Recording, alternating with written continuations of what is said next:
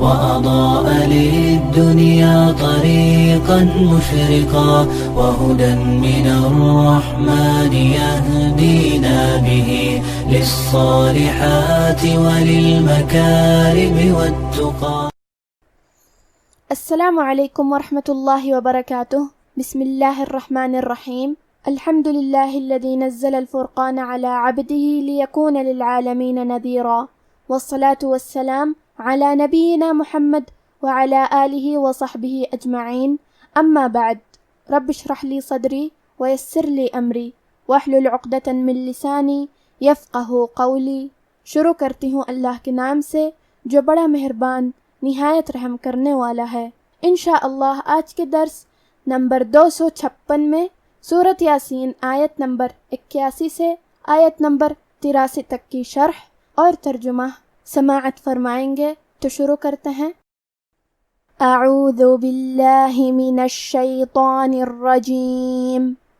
أوليس الذي خلق السماوات والأرض بقادر على أن يخلق مثلهم بلى وهو الخلاق العليم. کلمت اولیس میں الف پہ، واو پہ، لام پہ، تینوں پہ زبر ہے، تو ہم یہ تینوں زبر کو برابر سے ادا کریں گے. کلمت الذی میں حرف اللام پہ تشدید ہے، لہذا ہمیں دو حرف کے برابر لام کو پڑھنا ہے، کیونکہ تشدید کی اصلیت دو حرف ہے. جیسا کہ یہاں حرف اللام ہے تو یہ دو لام ہیں، لام ساکن اور لام متحرک. حرف دال کی ادائیگی زبان کے سر اور اوپر والے دانتوں کے اندرونی کناروں سے ہے. کلمت خلقہ میں حرف الخاء کو ہم حلق کے اوپر والے حصے سے پڑھیں گے. خاء حروف تفخیم میں سے ہے تو ہمیں یہ حرف کو بھاری آواز میں پڑھنا ہے. آخری میں حرف القاف ہے. قاف کی ادائیگی زبان کے جڑ اور تالو کے نرم حصے سے ہے. قاف بھی حروف تفخیم میں سے ہے تو ہم یہ حرف کو موٹی آواز میں پڑھیں گے. خاء پہ اور لام پہ اور قاف پہ تینوں پہ زبر ہے تو ہمیں یہ تینوں زبر کو برابر سے ادا کرنا ہے. کلمت السماوات میں سین پہ تشدید ہے تو ہمیں دو حرف کے برابر سین کو پڑھنا ہے. میم پہ کھڑا زبر ہے اور واو پہ بھی کھڑا زبر ہے تو یہ دونوں مد الف ہے، ہم یہ دونوں مد کو برابر سے ادا کریں گے. کلمت الارض میں حرف را پہ جزم ہے، یہاں را کا حکم ہے تفخیم تو ہمیں را کو موٹی آواز میں پڑھنا ہے. ضاد کی ادائیگی زبان کے کروٹ اور اوپر کے داڑھوں کے جڑ سے ہے. حرف الضاد حروف تفخیم میں سے ہے تو ہم یہ حرف کو بھاری آواز میں پڑھیں گے، اور کیونکہ اس پہ زبر ہے تو ہمیں ضاد کو زبر سے پڑھنا ہے.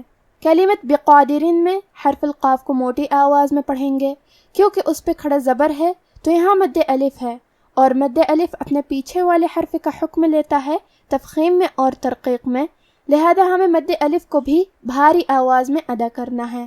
بقادرین. آخری میں را کے نیچے تنوین زیر ہے. پھر حرف العین آتا ہے کلمت علی. عین حروف الاظہار میں سے ہے. اظہار کا معنی ہے ظاہر کرنا، اور کیونکہ تنوین کی اصلیت نون ساکن ہے تو ہم یہاں تنوین ظاہر کریں گے اور اسے نون ساکن پڑھیں گے اور بغیر غنہ سے یہ حکم کو ادا کریں گے. بقادر علی. کلمت علی کے آخری میں لام کے بعد کھڑا زبر ہے اور اس پہ مد کا بھی علامہ ہے. یہ مد جائز منفصل ہے. مد جائز منفصل کا معنی ہے کہ حرف المد پہلے کلمہ کے آخری میں ہو اور اس کی وجہ جو کہ حمزہ ہے وہ دوسرے کلمہ کے شروعات میں آئے. اس مد میں ہم اپنی آواز 2 سے 4 مد کے برابر لمبی کریں گے. کلمت ان کے آخری میں نون ساکن ہے. پھر حرف الیا ہے کلمت یخلقہ. یا حروف الادغام بغنہ میں سے ہے. ادغام کا معنی ہے حرف کو حرف میں داخل کرنا، تو ہم نون ساکن کو یا میں ملا کے غنہ اور تشدید کے ساتھ یہ حکم کو ادا کریں گے. این یخلقہ. کلمت یخلقہ میں حرف الخاء کو موٹی آواز میں پڑھیں گے. حرف اللام پہ پیش ہے تو ہمیں پیش کو ظاہر کرنا ہے. یہاں حرف القاف ہے تو ہمیں قاف کو موٹی آواز میں پڑھنا ہے. کلمت مثلہم میں ثا کے ادائیگی زبان کے سر اور اوپر والے دانتوں کے اندرونی کناروں سے ہے. کیونکہ یہاں ثا ساکن ہے تو ہمیں ثا کو ظاہر کرنا ہے. کلمت وہوا میں واو پہ زبر ہے، ہا پہ پیش ہے، پھر واو پہ زبر ہے، تو ہم یہ تینوں حرکات کو ظاہر کریں گے اور اسے برابر سے ادا کریں گے. وہوا. کلمت الخلاق میں حرف الخاء کو تفخیم سے پڑھیں گے. لام پہ تشدید ہے لہذا ہمیں 2 حرف کے برابر لام کو پڑھنا ہے. کلمت العلیم میں عین کی ادائیگی حلق کے درمیان والے حصے سے ہے۔ أَوَلَيْسَ الَّذِي خَلَقَ السَّمَاوَاتِ وَالْأَرْضَ بِقَادِرٍ عَلَىٰ أَن يَخْلُقَ مِثْلَهُم بَلَىٰ وَهُوَ الْخَلَّاقُ الْعَلِيمُ إِنَّمَا أَمْرُهُ إِذَا أَرَادَ شَيْئًا أَن يَقُولَ لَهُ كُن فَيَكُونُ۔ کلمت انما میں حرف نون پہ تشدید ہے تو ہمیں 2 حرف کے برابر نون کو پڑھنا ہے۔ آخری میں الف پہ مد کا علامہ ہے، یہ مد جائز منفصل ہے تو ہم اپنی آواز 2 سے 4 مد کے برابر لمبی کریں گے۔ کلمت امرہ میں میم ساکن ہے لہذا ہمیں میم کو ظاہر کرنا ہے۔ حرف را پہ پیش ہے تو ہم را کو پیش سے پڑھیں گے، اور یہاں را کا حکم ہے تفخیم تو ہمیں را کو موٹی آواز میں بھی پڑھنا ہے۔ ہا پہ الٹا پیش ہے، یہاں حکم ہے مد صلہ کبریٰ، مطلب ہم اپنی آواز 2 سے 4 مد کے برابر لمبی کریں گے۔ امرہ اذا، کلمت اذا کے آخری میں الف پہ مد کا علامہ ہے، یہ مد جائز منفصل ہے تو ہم اپنی آواز 2 سے 4 مد کے برابر لمبی کریں گے۔ کلمت ارادہ میں حرف را پہ زبر ہے تو را کا حکم ہے تفخیم، ہمیں حرف را کو اور اس کے بعد مد الف کو دونوں کو تفخیم سے مطلب بھاری آواز میں ادا کرنا ہے۔ ارادہ، کلمت شیئن کے آخری میں حمزہ پہ تنوین زبر ہے، پھر حرف الالف آتا ہے کلمت ان، الف حروف الاظہار میں سے ہے تو ہم یہاں تنوین ظاہر کریں گے اور بغیر غنہ سے یہ حکم کو ادا کریں گے۔ شیئن ان، کلمت ان کے آخری میں نون ساکن ہے، پھر حرف الیا آتا ہے کلمت یقولہ، یا حروف الادغام بغنہ میں سے ہے تو ہم یہ حکم کو غنہ اور تشدید کے ساتھ ادا کریں گے۔ ان یقولہ، کلمت یقولہ میں حرف القاف کو موٹی آواز میں پڑھنا ہے۔ کلمت لہو کے آخری میں ہا پہ الٹا پیش ہے، یہاں حکم ہے مد صلہ صغریٰ، مطلب ہم اپنی آواز 2 مد کے برابر لمبی کریں گے۔ لہو کن، کلمت کن میں نون ساکن ہے، پھر حرف الفا ہے، فا حروف الاخفاء میں سے ہے اور اخفاء کا معنی ہے چھپا دینا، تو ہم نون ساکن کو چھپاتے ہوئے اور غنہ کے ساتھ یہ حکم کو ادا کریں گے۔ کن فیکون، انما امرہ اذا اراد شیئا ان یقول له کن فیکون۔ فسبحان الذی بیدہ ملکوت کل شیء وإلیہ ترجعون۔ کلمت فسبحانہ میں حرف البا پہ جزم ہے، یہاں با کا حکم ہے قلقلہ، قلقلہ کا معنی ہے حرف ساکن کو ہلانا، تو ہم حرف البا کو ہلاتے ہوئے یہ کلمہ کو پڑھیں گے۔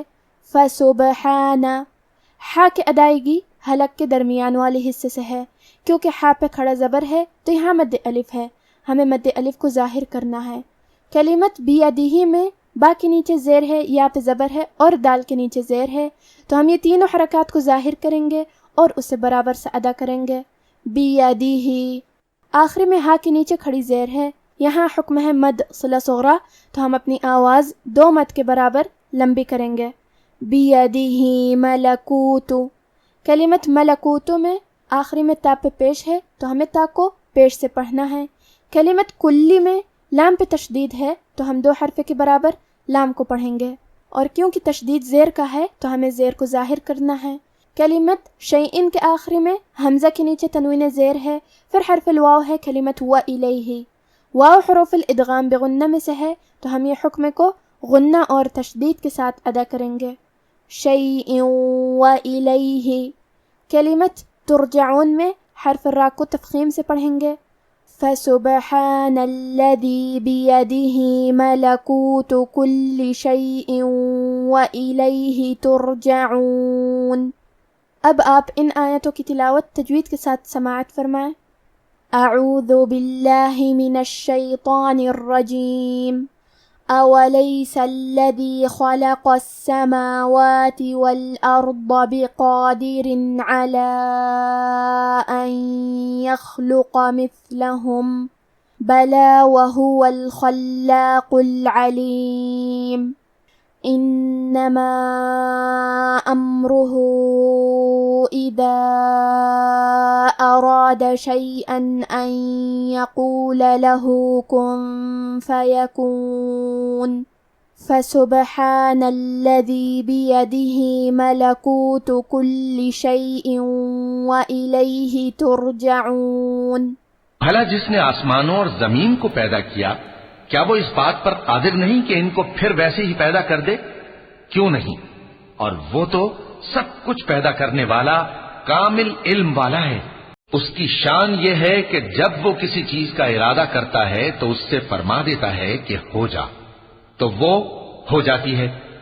وہ ذات پاک ہے جس کے ہاتھ میں ہر چیز کی حکومت ہے، اور اسی کی طرف تم کو لوٹ کر جانا ہے۔ آج کا ہمارا درس یہیں ختم ہوتا ہے۔ سبحان ربک رب العزت عما یصفون وسلام علی المرسلین والحمد للہ رب العالمین۔ والسلام علیکم ورحمۃ اللہ وبرکاتہ۔